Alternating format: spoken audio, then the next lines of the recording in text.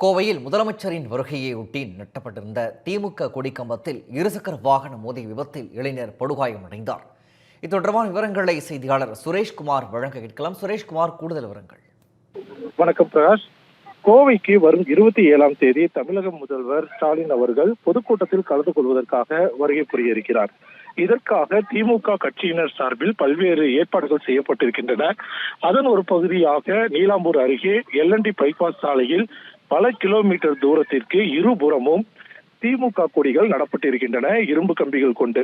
இந்த நிலையில் எல்என்டி பைபாஸில் கடந்த வாரமே கிட்டத்தட்ட 5 விபத்துகள் நடந்து அதில் 2 விபத்துகளில் இருசக்கர வாகனத்தை ஓட்டிச் சென்றவர்கள் மரணம் அடைந்திருக்கிறார்கள்.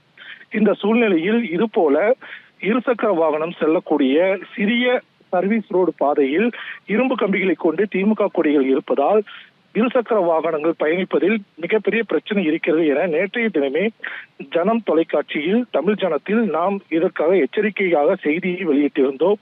இந்த சூழ்நிலையில் இன்று அதிகாலை செந்தில்குமார் என்ற இளைஞர் அந்த கொடியினுடைய இரும்பு கம்பியில் மோதி இருசக்கர வாகனத்தோடு கீழே விழுந்து படுகாயமடைந்திருக்கிறார்.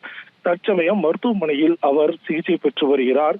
மிக கொடூரமாக அதிர்ச்சிகரமான ஒரு செய்தியாக இன்று காலை இந்த நிகழ்வு நடந்திருக்கிறது.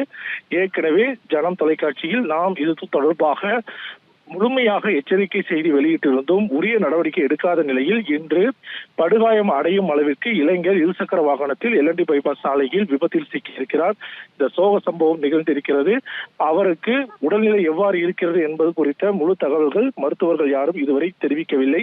இருந்த போதிலும் இனியாவது இந்த கொடிகளை அகற்றும் பணிகளை நெடுஞ்சாலைத்துறை அதிகாரிகள் மேற்கொள்ள வேண்டும் என்ற கோரிக்கை வலுத்திருக்கிறது. பிரகாஷ், விவரங்களை வழங்கியமைக்கு நன்றி சுரேஷ்குமார்.